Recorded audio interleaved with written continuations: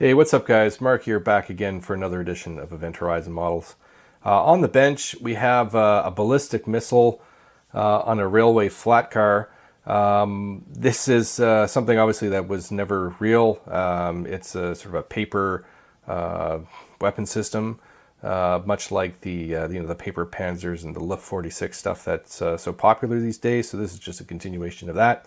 I thought it make an interesting build, and it's by Modelcollect, which is a company that I've heard a lot about. They make some fairly good stuff from what I've heard, and it's in a smaller scale, so it's 172, and should be something interesting. And I thought it'd be a great subject to put on the channel, as I like doing unusual and different things. So yeah, why don't we take a look at what we get in the box? Okay, so we got an instruction manual and the decals. Now, let's take a look at that in a second. What I'm going to do is I'm going to open up these bags and we can take a look at some of the parts. It seems to me that this particular boxing has two separate missile systems. So there's this one, there's the ballistic missile, which is very nicely done. Nicely done recessed panel lines and stuff. Here's the mount. This looks like almost like a 48 scale 88 mil mount. The rest of it here. And then there's this, which definitely looks like a different kind of missile. So I think you get two different ones. It says nothing whatsoever in the instruction manual. And here is the railway car. I really like the look of the plastic. I think it's pretty nice. You have this. Now this is the section I think that we use. So really not sure what these ones would be for. Maybe this one works with this smaller car. Maybe it's a, but it has the sort of the look of a not just the single axle, but the double axle trucks. Anyways, So right, identical sprues here, and two of these sprues. Very interesting. Okay, so you get a section of track. There's two of these sprues as well, and all the trucks and the braking system and everything looks actually quite good. The wheels are round and well done. Maybe a little bit of filling there. Very nice. So yeah, these will connect like that. So I'll have to sort of cut the ends off. But at least you have something to mount this thing on. But yeah, should make an interesting project. So, oh, hold on a second here. Forgot about this. Here, let's take a look at the decals. Very faint, obviously all in white. I'd like to see how they go up against the German gray. Obviously this is going to be German gray. It says in the instructions, here you go. Very easy.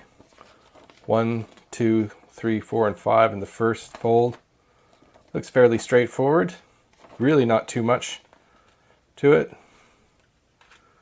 And there you go. And that's it. And then the missile system, which is only 5 steps roughly. So I don't expect this thing would take very long to do, but I think it'd be a fun project. So let's get started.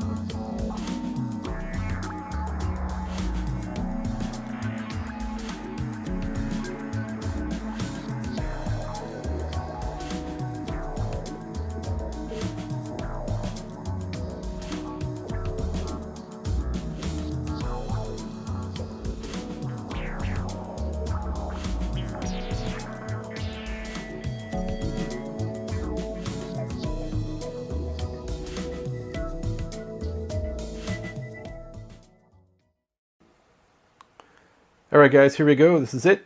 The end project, all in all, pretty good.